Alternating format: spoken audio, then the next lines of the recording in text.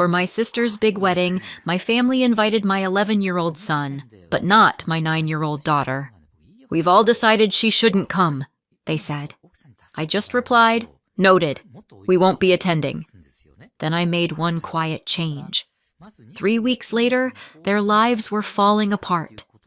If you'd walked into my kitchen that week, you would have thought we were preparing for a small royal coronation. Not because we're royal, we're not. My family sells that illusion the way some people sell essential oils, aggressively and with a suspicious amount of confidence.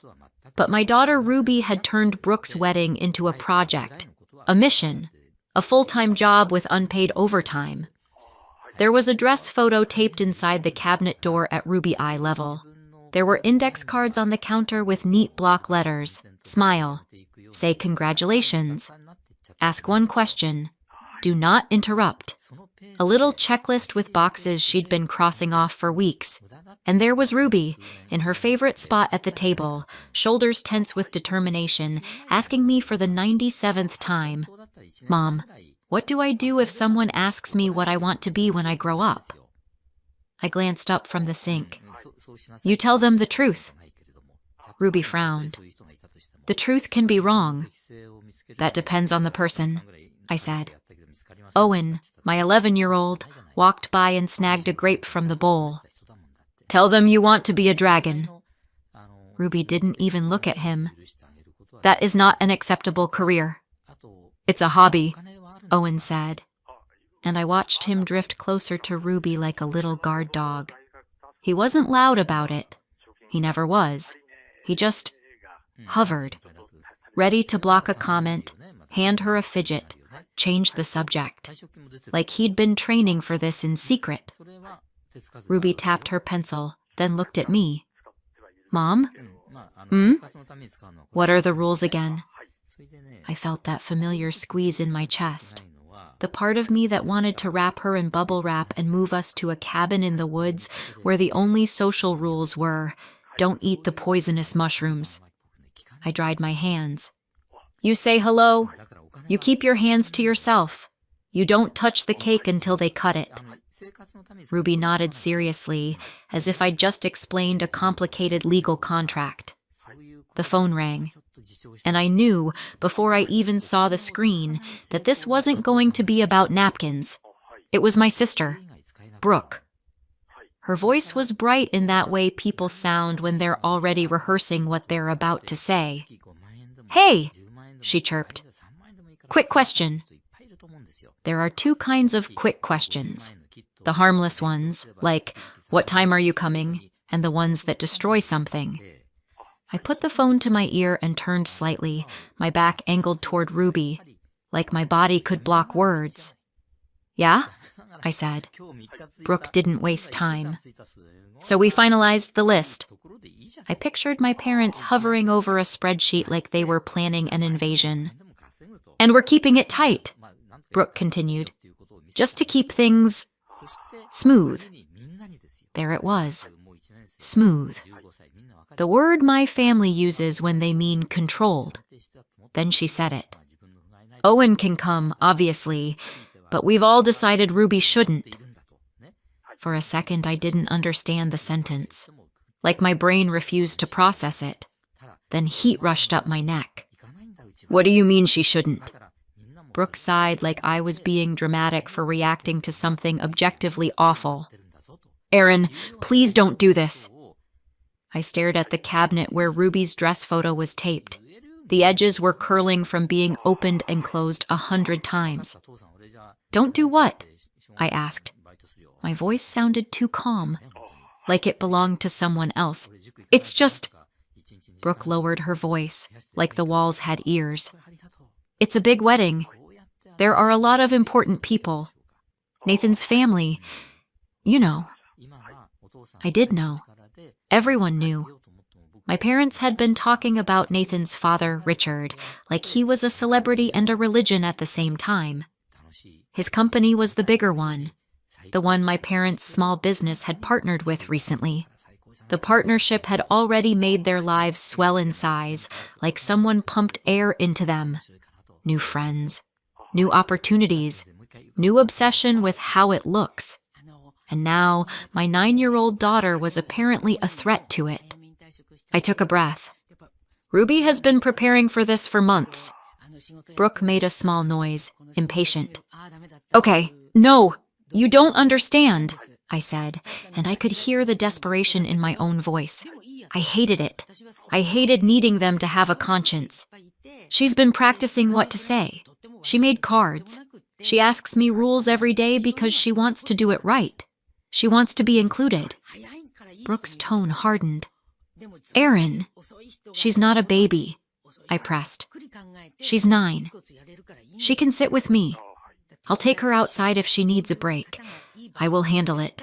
You're talking like she's... Like she's what? Brooke snapped. I swallowed. Like she's embarrassing. Silence. Then Brooke exhaled, sharp and annoyed, like I'd said the quiet part out loud. We can't risk anything, she said. Not at this wedding. Not with his family there. People don't understand. You know how it can be. My fingers curled around the phone. You're not worried about her being overwhelmed. You're worried about optics. That's not fair, Brooke said immediately, which is what people say when it's completely fair. You're my sister, I said. Ruby is your niece. And this is my wedding, Brooke shot back. We all discussed it. It's better this way. End of discussion. That line hit like a door slamming. I opened my mouth and nothing came out. Because what do you say to someone who just told you, calmly, that your child is a liability? I stood there, phone pressed to my ear, staring at Ruby's cards on the counter, her neat handwriting, her effort. And then, behind me, I felt it. That shift in the air, the quiet weight of being watched. I turned.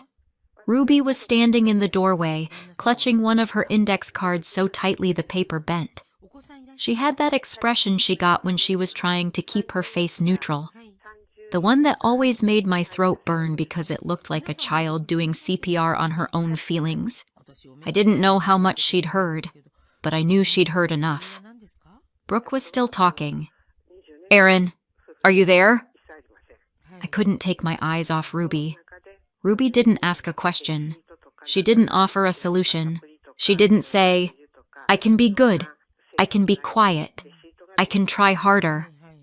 She just swallowed once, like she was forcing something down, and her voice came out too small. Okay, she said. That was it. No bargaining, no panic. Just acceptance. Like she'd already learned that effort doesn't always earn you entry. I ended the call without saying goodbye. My hands shook. Not wildly, just enough to make me furious. Ruby's eyes flicked to the dress photo inside the cabinet, then away. She walked to the counter, picked up her cards, and stacked them neatly, as if tidiness could make it hurt less. I turned back to my phone. There was a family chat. Of course there was. My family loves group chats. It gives them an audience. I didn't call. I didn't talk it out. I didn't write a paragraph explaining my daughter's humanity. I just typed, noted, we won't be attending, and hit send. For a second, nothing happened.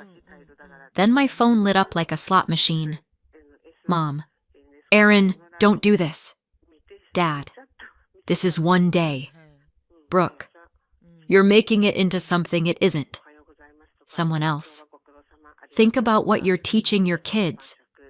I didn't respond. Ruby quietly slid her cards into a drawer and closed it, very carefully, like the sound might shatter her. I watched her do it, and something in me went cold and clean. At the time, I didn't know it yet. None of us did. But that single decision, to keep Ruby out, would change everything. 3 weeks later, their lives were falling apart. I've been the oldest for as long as I can remember. Not in the cute, I helped pack lunches way. In the, if something breaks, it's my job to fix it way. When my parents were stressed, I became small and easy. When my sister wanted something, I learned how to give without being asked. It wasn't dramatic. It was just the shape of our family. Mom and Dad were always busy. Brooke was always loud. And I was always the one smoothing the edges. Even when I moved out, I didn't stop being the fixer. I hosted holidays, I brought dishes, I checked in, I apologized for other people's behavior like it was a hobby. Then I had Owen. And my family went insane in the way families do when a baby is easy to celebrate. Pictures, gifts. Our little man. Mom cried at the hospital. Dad started calling himself Pop, like we were in a commercial. It was loud love, the kind that doesn't ask questions. Then Ruby came along. And Ruby was never bad. She was never difficult for the sake of it. She was just Ruby. When she was around 3 or 4, I started noticing small differences I couldn't name yet. She didn't like certain fabrics. Tags were a war crime. Loud birthday parties made her go stiff and silent, then explode later, like her body couldn't hold the noise inside. She lined things up. She repeated phrases. She watched people like she was studying them for a test she didn't know the subject of. At first, everyone said the same things.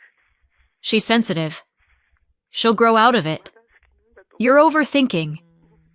Then there was a day at a crowded indoor play place when Ruby clapped her hands over her ears and slid under a table, shaking. I was crouched beside her, whispering, "Breathe with me," while other parents stared like my child was misbehaving. And Mom said, out loud, "Erin, she's being dramatic." That was one of the first times I felt that sharp little snap inside me. The moment I realized my family didn't understand the difference between overwhelmed and disobedient. It took time to get answers. Years of collecting little puzzle pieces, teachers hinting, pediatricians waving it off. Me walking out of appointments with pamphlets about strong-willed children, like that explained why my daughter cried when someone moved her cup. Then, a few years ago, a specialist finally said the word, autistic. The diagnosis was a weird mix of grief and relief. Grief because the world is not kind to kids who don't blend in. Relief because I wasn't imagining it, and now I could actually help her instead of guessing in the dark. I made a promise to myself that day, sitting in my car with my hands on the steering wheel, trying not to cry. Ruby would never be treated like a problem to hide, not by strangers, and definitely not by my own family. I thought that promise would be easy, because who looks at a child and decides she's too inconvenient to love? Turns out, plenty of people. Especially the ones who love you conditionally. The first holiday after Ruby's diagnosis, she said something honest in the way she always did. Literal. Direct. Not rude, just unfiltered truth. An aunt laughed too loudly. Someone said, "Oh wow, she's such a little weirdo," like it was cute. Then Mom leaned into my ear and whispered, "You have to stop her from doing that."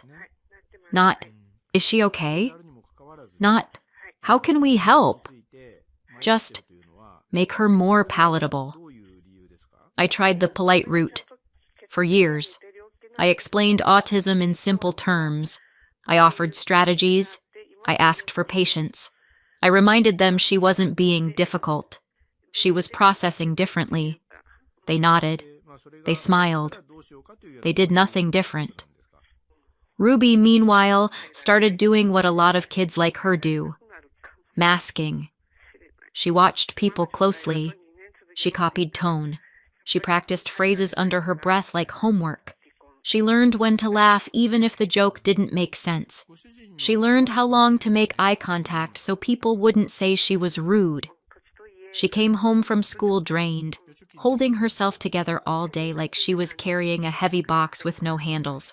Then she'd collapse into silence on the couch, cheeks pale, eyes unfocused. Owen understood before anyone else did. At family gatherings, he'd drift toward Ruby like gravity. He'd hand her something to fidget with. He'd steer her away from loud kids. He'd jump in with a joke if an adult started staring. He never made it dramatic. He just protected her. My parents, on the other hand, started having important events. A dinner, a work thing, a party where they wanted to impress someone. At one of those gatherings, Ruby said something a little too literal to someone in a fancy suit. I watched the person blink, smile too tightly, and then turn away. Later, Mom pulled me aside and said, "This is exactly what I mean." "Exactly what?" I asked. Mom's eyes flicked toward the room like it was a stage.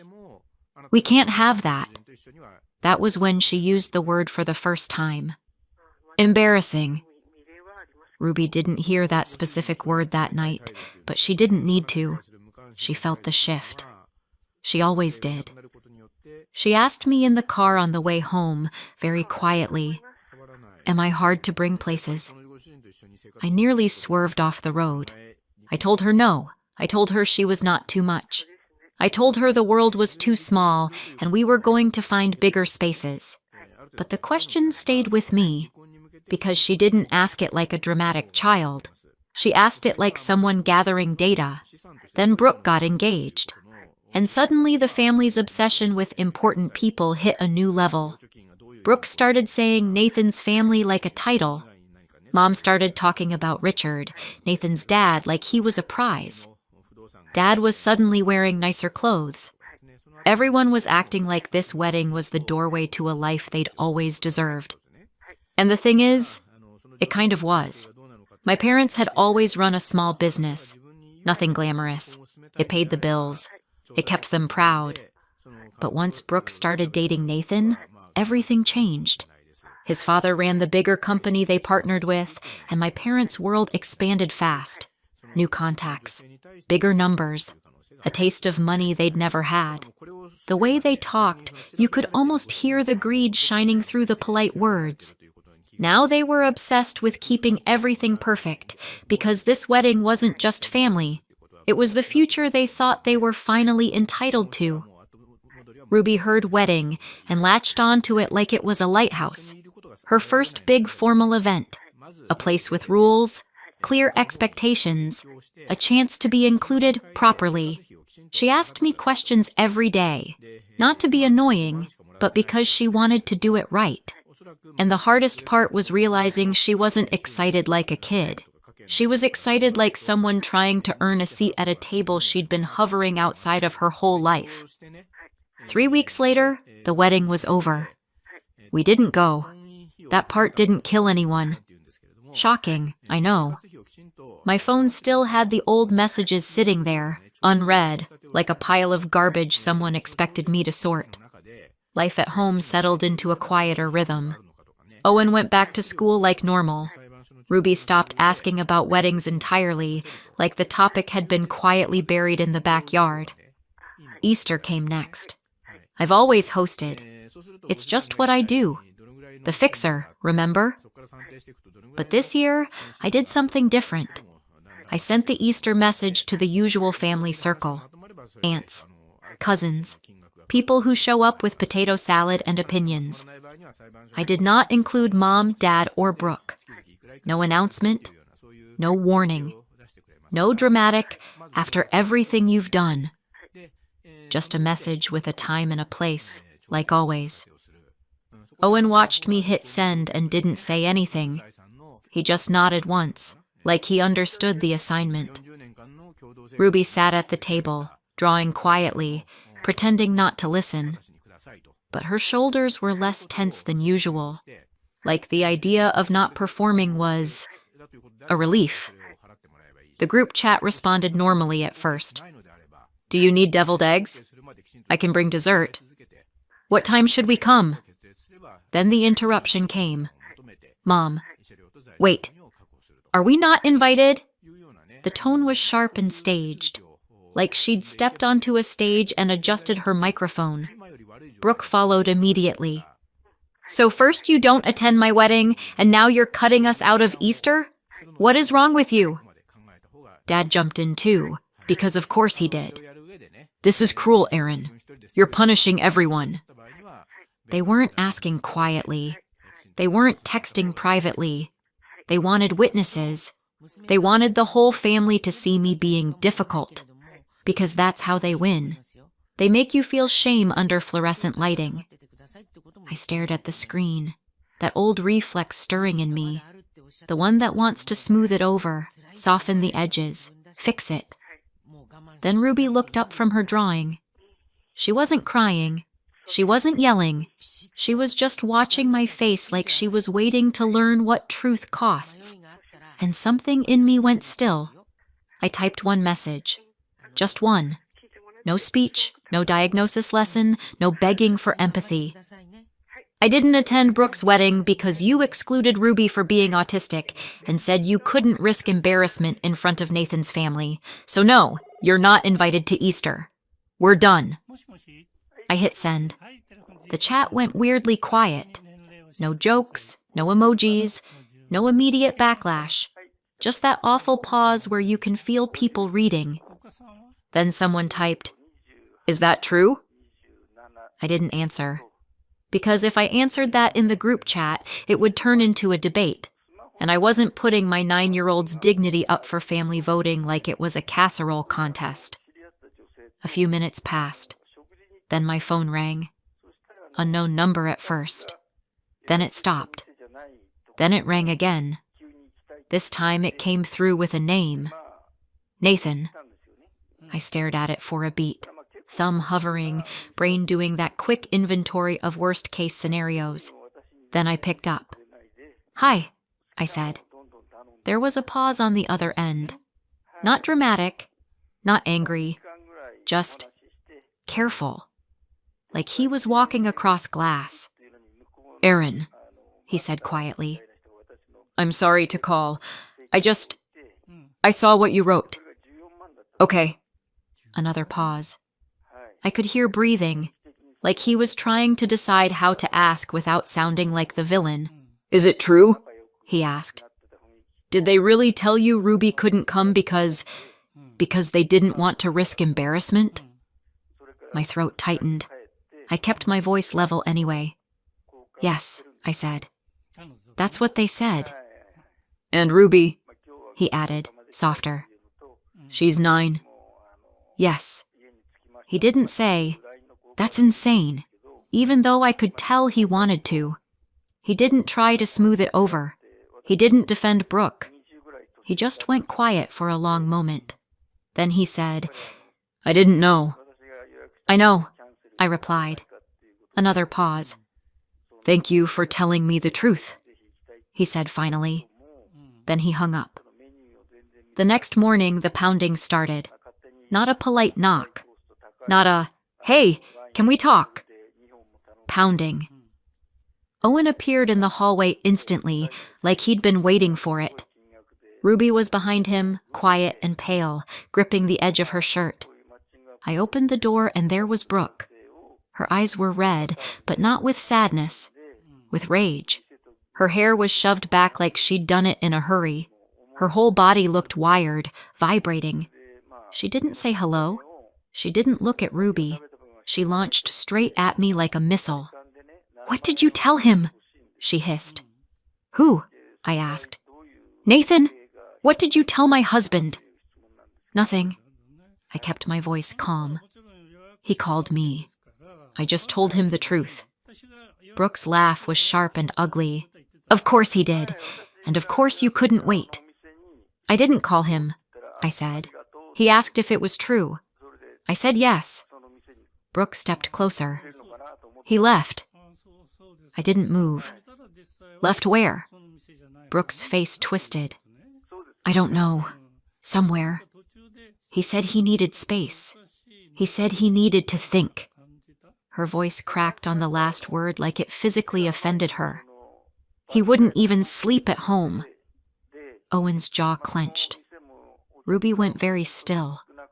Brooke noticed them then, really noticed them. And instead of lowering her voice, she got louder. "Good," she snapped, eyes flicking to Ruby like Ruby was an object on a counter. "They should hear this. They should see what you've done." I felt something cold slide into place inside me.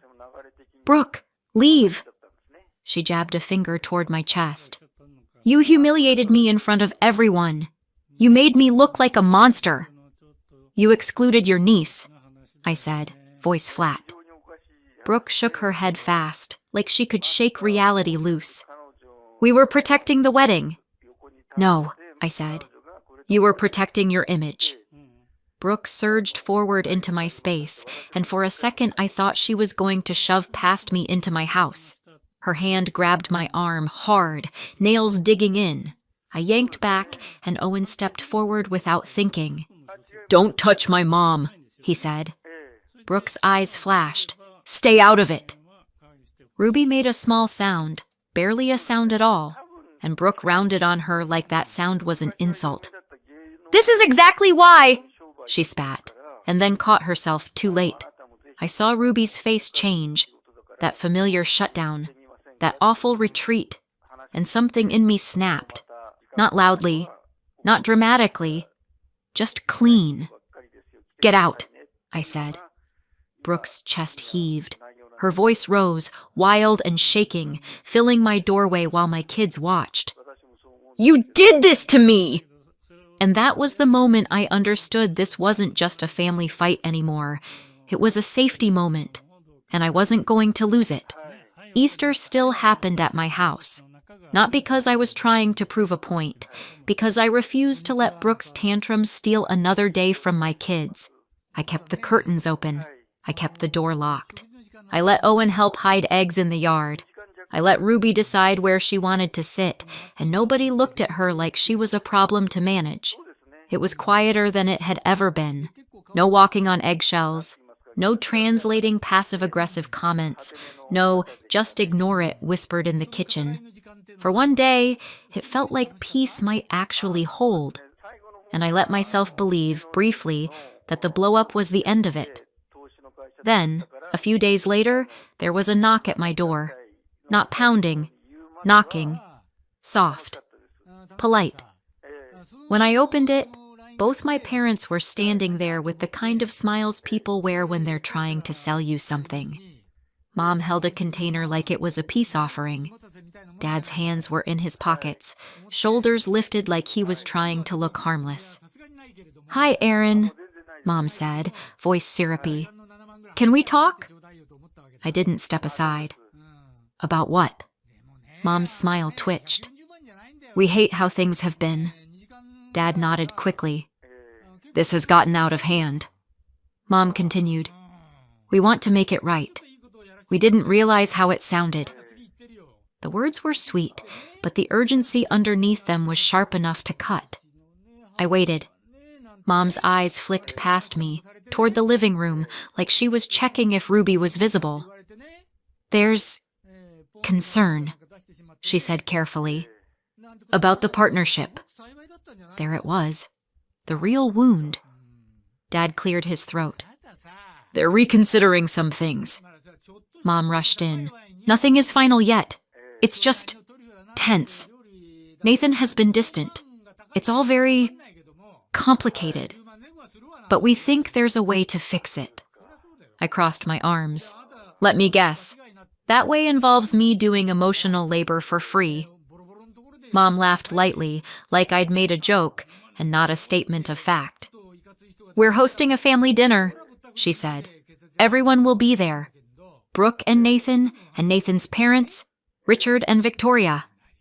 Dad added, They want to talk. Clear the air. Mom's smile widened. We want you there. And Owen. And Ruby. My stomach tightened. Ruby? Mom nodded quickly, like she was very proud of herself. Yes, Ruby will be included. We'll do whatever adjustments she needs. Quiet space, safe foods, breaks, whatever makes her comfortable. It sounded rehearsed, like they'd written it down. Dad stepped forward slightly. This is a chance, Aaron, for healing. For a second, I almost laughed. They hadn't come to apologize. They'd come because their shiny new future was wobbling and they needed me to hold it steady. Mom leaned in, lowering her voice like she was sharing something intimate. Please, Just come. If they see you're willing, if Ruby is there, it will show we're a family, that we can handle this. I stared at them, and I could feel the old reflex in my bones. The fixer, the smoother, the one who makes everyone comfortable. Then I thought about Ruby's face in the kitchen, the way she'd said okay, like she'd been training for rejection her whole life. I didn't say yes at the door. I said, "I'll think about it." Mom's relief was immediate. Too quick. Like she'd been sure I'd fold. After they left, I sat at my table with Owen and Ruby. Owen didn't look thrilled. "It's a trap," he said bluntly. Ruby stared at her hands. "If we go, will they want me there?" That question hurt more than any screaming. "They said you can come," I answered carefully. Ruby's eyes lifted, hopeful in that careful way that always made me want to cry. Not excited, not joyful, hopeful like she was stepping onto thin ice. I didn't agree because I trusted my parents. I agreed because Ruby deserved one moment where family didn't mean enduring. So we went. Mom and Dad's house looked like it had been staged for a magazine spread called People Who Are Definitely Not Panicking. Too clean, too bright, too many smiles. Brooke was there, wearing her new wife glow like armor. Nathan stood off to the side, quiet and tight in the jaw. Richard and Victoria sat at the table like they were watching a documentary. Polite. Still. Taking notes without a notebook. Mom made a big show of accommodations. Quiet room, soft lighting. "Ruby's safe foods." She said it loudly, like she wanted applause for basic decency. Ruby nodded and kept her eyes on her plate. Dinner started fine. Almost fine. The kind of fine that makes you think, maybe this was just a nightmare. Then Mom stood up with her glass. Of course she did. "I'm just so glad we're all together," she said, voice syrupy. "And I want to clear something up. People don't understand autism. It can be difficult. Sometimes Ruby says things and people can be offended, and we just didn't want that to happen at the wedding. But we love her in our own way. This doesn't mean we don't love a child." Ruby's shoulders pulled inward. Her gaze dropped like she was trying to make herself smaller in real time. And my parents looked pleased with themselves, like they'd just delivered a TED Talk called How to Exclude Someone Kindly. Richard didn't raise his voice. He didn't even change his expression much. He just leaned forward slightly and asked one question, calm as a knife. "Do you think Ruby is lesser because she's autistic?" The room froze. Mom's smile stayed on her face for half a second too long, then cracked. Dad stared at his plate like the answer might be printed on it. Brooke's eyes flicked to Nathan, desperate. And Ruby stayed looking down. Mom gave a thin laugh. "No, of course not. It's just, people don't understand. We were trying to make it easier." Richard nodded once, like he'd heard enough. Then he said quietly, "I'm autistic." Dead silence. Brooke went rigid. Dad blinked like his brain stalled. Mom's mouth opened and didn't find a sound. Richard didn't linger on it, no dramatic build-up, just fact. "My whole life," he continued, "people looked at me the way you just looked at her. Like I was a risk. Like I needed managing. That's why I stopped telling people. I learned to mask. I learned to blend. And I got very good at it." Ruby's head lifted, slowly, like she couldn't help it. Because the person everyone in that room treated like royalty had just said the word autistic, like it wasn't shameful at all. Richard turned to Ruby. His voice softened, but it didn't turn sugary. "Ruby," he said, "you are not lesser. You're not broken. You don't have to shrink to make people comfortable. You can do anything you want. Anything. And when people try to make you smaller, that tells you something about them, not about you." Ruby stared at him, wide-eyed. Then her chin lifted a fraction more, like she was testing the shape of confidence. Richard leaned back, looked at my parents, and his tone went flat again. "And as for the partnership," he said, "it's not going to work." Mom's face drained. "Please." Richard stood. Victoria stood with him. Nathan stood too, not looking at Brooke. Richard didn't argue. He didn't negotiate. He didn't give them the dignity of a debate. He just left. Nathan followed. The front door closed, and the silence that remained felt heavier than any shouting. My parents sat there, stunned, like they'd just watched their future walk out on its own legs. Ruby didn't look down anymore. I reached for her hand. Owen was already at her side, and I did what I should have done a long time ago. I stood up, took my kids, and walked out without saying a word. 6 months later. Our house is quiet in the best way. No dread, no group chat drama, no family meeting ambushes disguised as concern. Owen laughs like he's not on duty anymore. Ruby doesn't flinch when the doorbell rings. She's got friends now. Real ones. The kind who don't treat her like a problem to solve. She's still Ruby, still rule-loving, still blunt sometimes, but she says what she thinks without staring at my face afterward like she's waiting to be punished for existing. And me? I'm still no contact. The easiest boundary I've ever kept once I stopped confusing guilt with love. The fallout came in pieces, through other people, like gossip delivered with a side of shock. Brooke's marriage didn't survive the "we excluded your niece because she might embarrass us" conversation. Nathan moved out, then made it official. Divorced. Richard didn't just pause the partnership. He ended it. Clean. Final. The kind of cut you don't stitch back together. My parents tried to scramble. They begged. They blamed me. They tried to spin it as a misunderstanding. But once the bigger company pulled out, everyone else suddenly remembered they had concerns too. Contracts dried up, accounts closed, calls stopped getting returned. The small business they were so proud of? Gone. The house they loved showing off? Sold. Last I heard, they were renting a place across town and telling anyone who would listen that I destroyed the family. Which is funny, because I didn't destroy anything. I just stopped covering it up. Sometimes I think about that day in my kitchen, Ruby holding her little cards, saying okay, like she'd already decided she wasn't worth the effort. Then I think about her now, sitting on the couch with friends texting her. And I remember what peace feels like when you stop begging to be treated like family. So what do you think? Did I go too far or not far enough? Let me know in the comments and subscribe for more.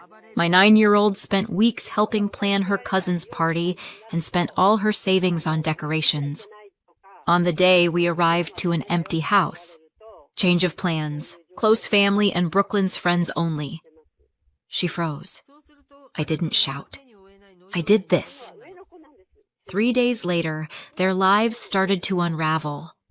Lily had been talking about this party since September. Brooklyn's going to love the theme, she'd said at least 20 times, leaning over her notebook full of sketches. Balloons, tablecloths, centerpieces, all color-coded. I'd watched her save every coin from her allowance to make it perfect. And she did. She spent her own money on ribbons and a personalized cake topper she'd found online. She'd wrapped Brooklyn's present herself, a jewelry set, sparkly enough to pass the cousin's approval test. So when we pulled up in front of my sister Amber's house that morning, Lily's excitement could have powered the car. "Do you think she'll like my dress?" she asked, smoothing the hem for the 5th time. "She'll love it," I said, smiling. I meant it. I wanted today to erase the little cracks. The times Lily came home quiet because Brooklyn had ignored her at school or accidentally left her off a group chat. We turned into Amber's street. Empty. The balloon arch that had been there yesterday, gone. No cars, no laughter, just a deflated streamer caught on the mailbox, flapping in the wind like an afterthought. Lily leaned forward in her seat. "Are we early?" "Maybe," I said, though it was already 10 minutes past the invite time.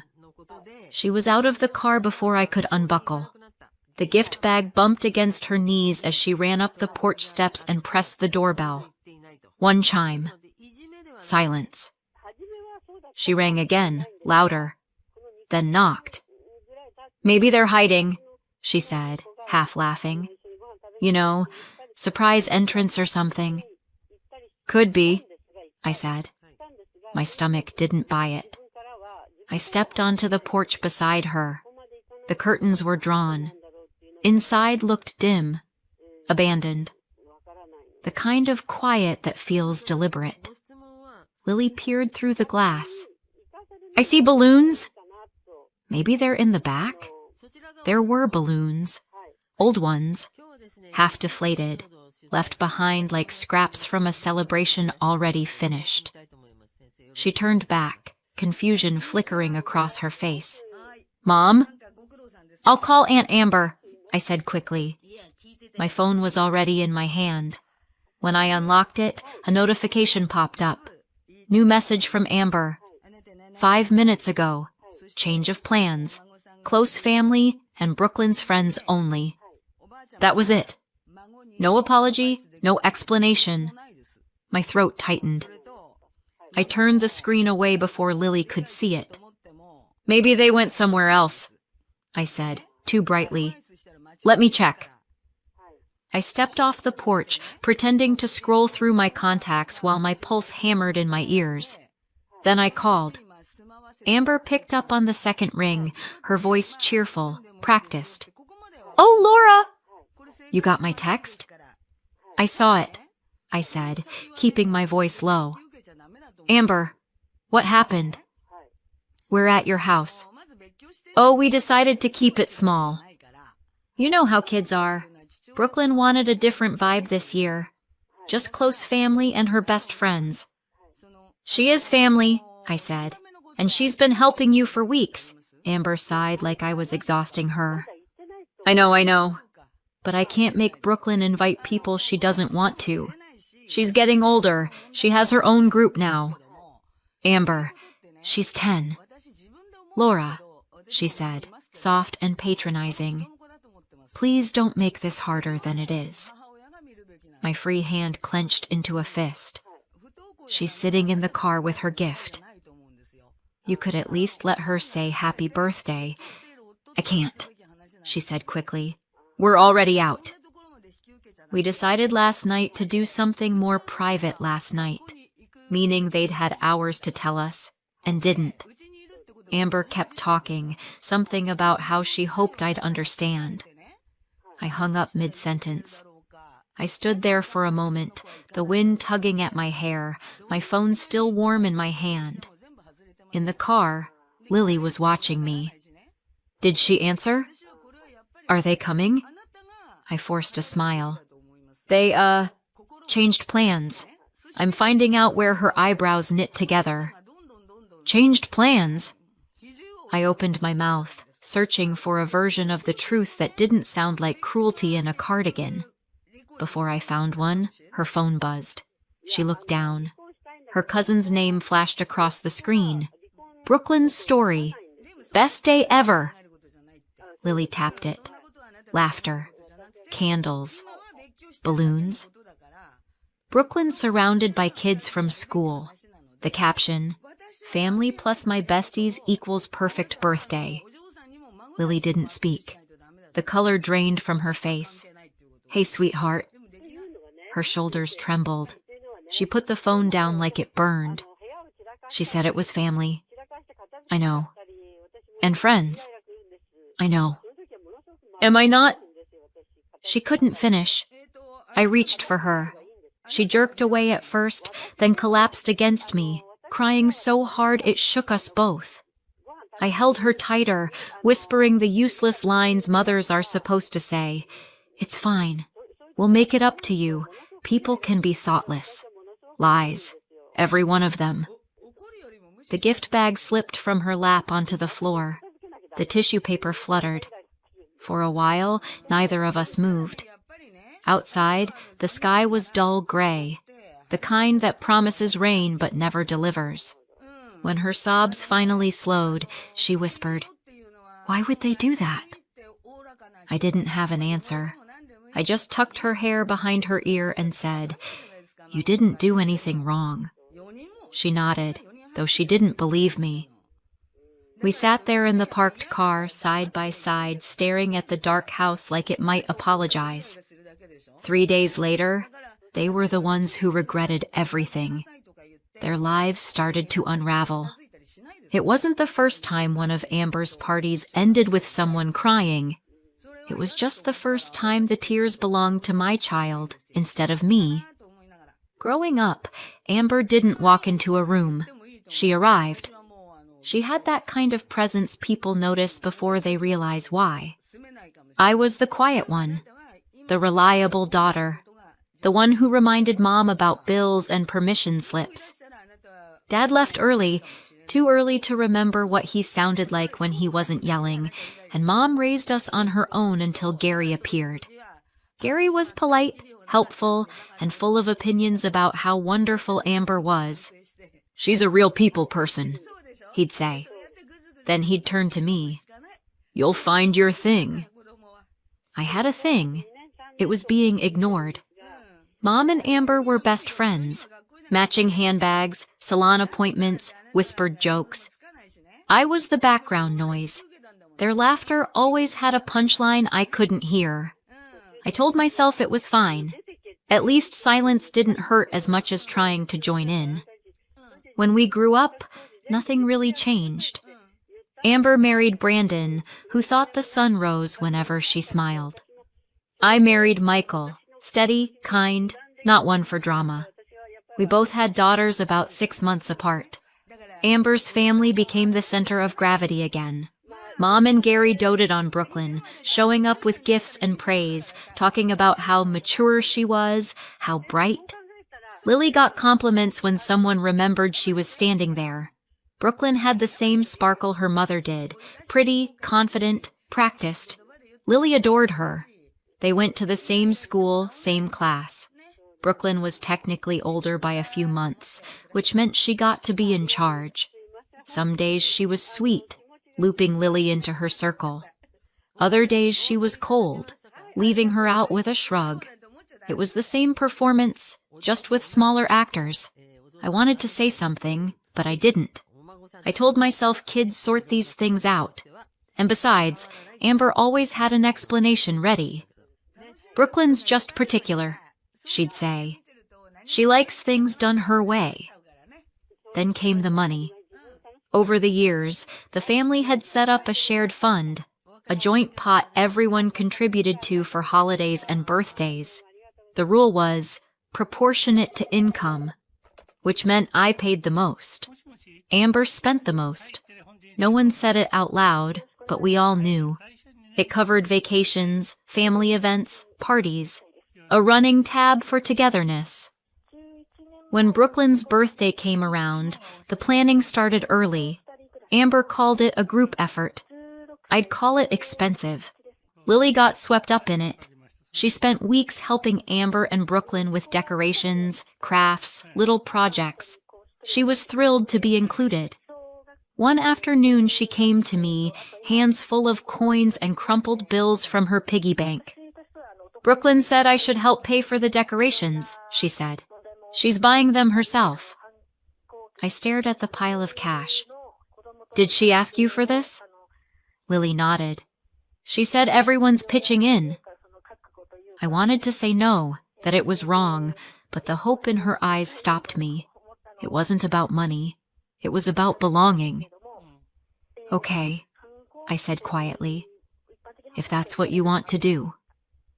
She poured the money into a small envelope, her entire savings, about $150, and handed it to Brooklyn the next day.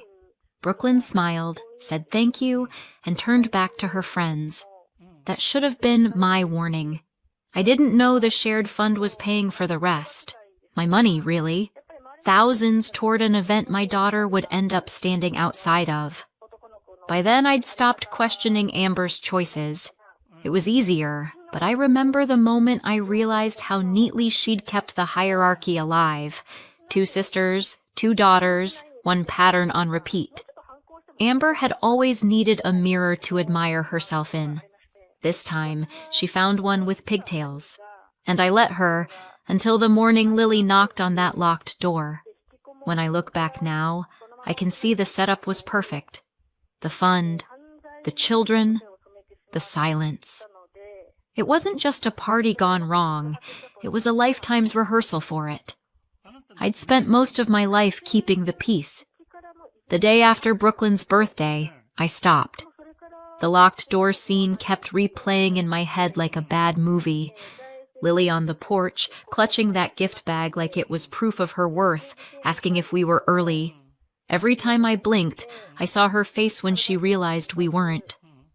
Amber's text, change of plans, close family, and Brooklyn's friends only, sat on my phone like a bruise I couldn't stop pressing.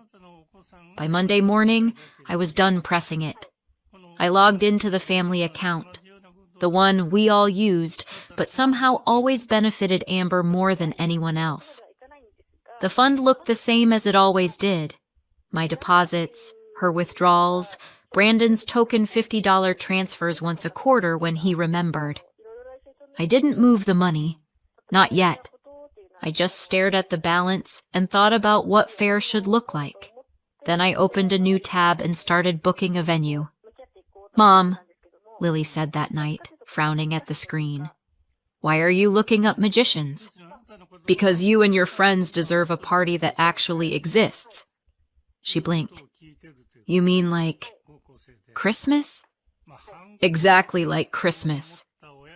A kid's Christmas party. You'll help me plan it."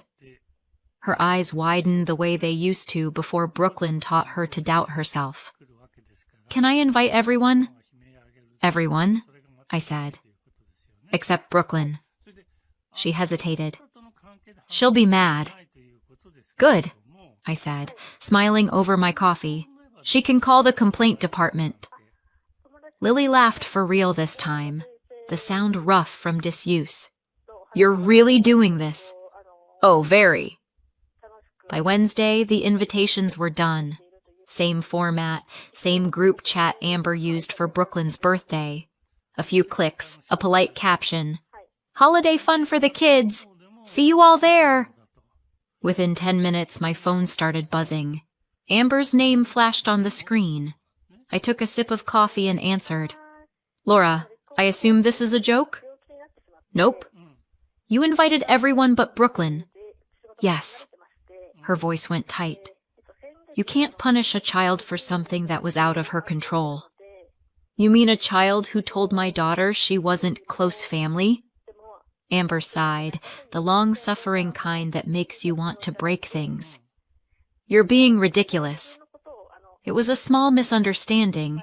You're using family money for this." "The same family money that paid for Brooklyn's party," I said. "You know, the one we apparently weren't family enough to attend?"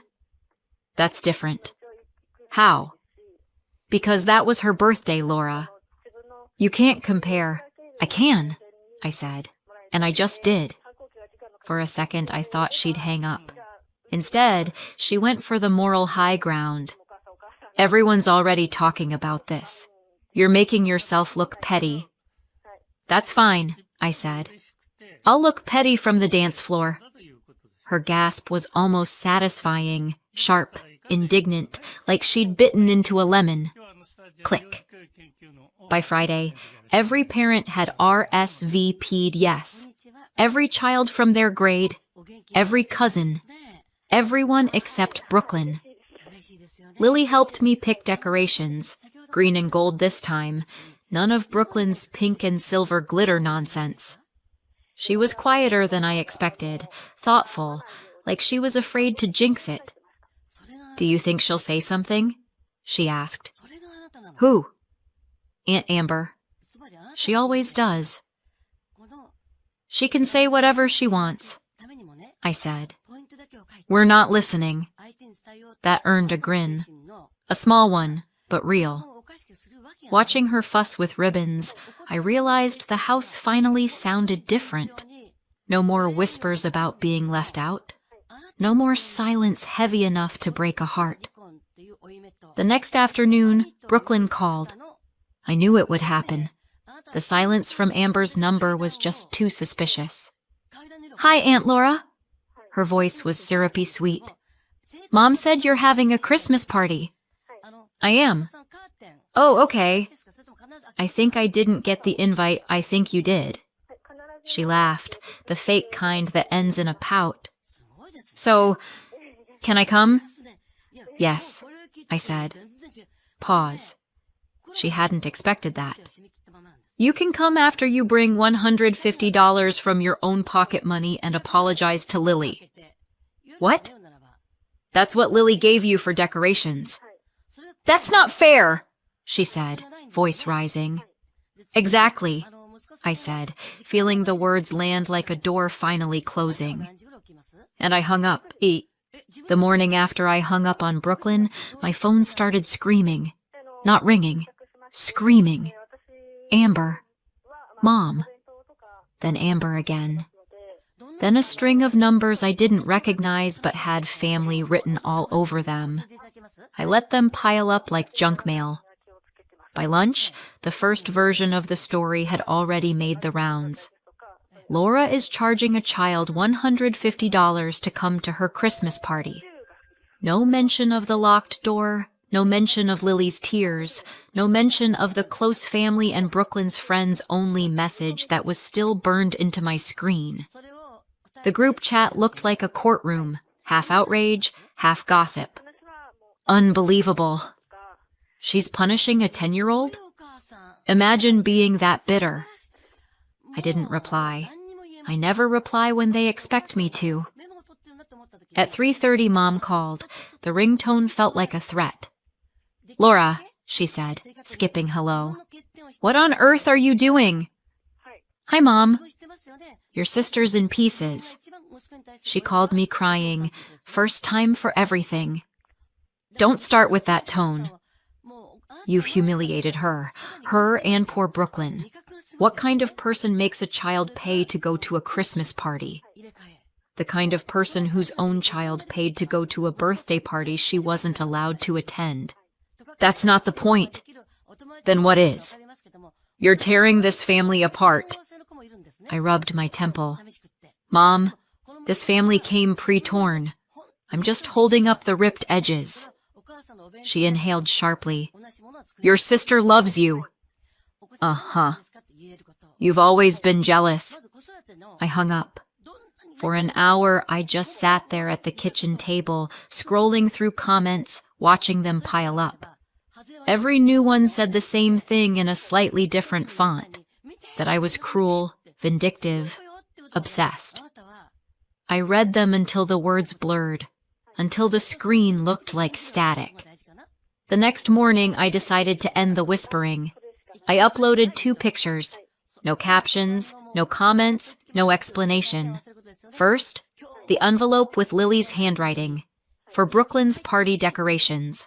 Second, a screenshot of Amber's message. Change of plans, close family, and Brooklyn's friends only. That was all. The silence that followed was almost physical. Then came the notifications.